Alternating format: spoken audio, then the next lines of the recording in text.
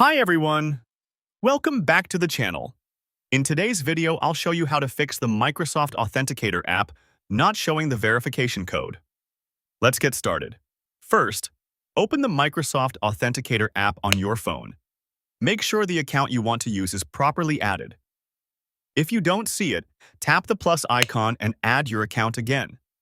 Next, check your phone's date and time settings. Go to Settings, System, Date and Time, and turn on Automatic Time Zone. Incorrect time can prevent the verification code from appearing. After that, update the app. Open the Google Play Store or App Store and make sure the Microsoft Authenticator app is updated to the latest version. You can also try restarting your phone or reinstalling the app if the problem continues. That's it. If found this video helpful, don't forget to like, subscribe, and hit the bell icon for more practical tips. Thanks for watching,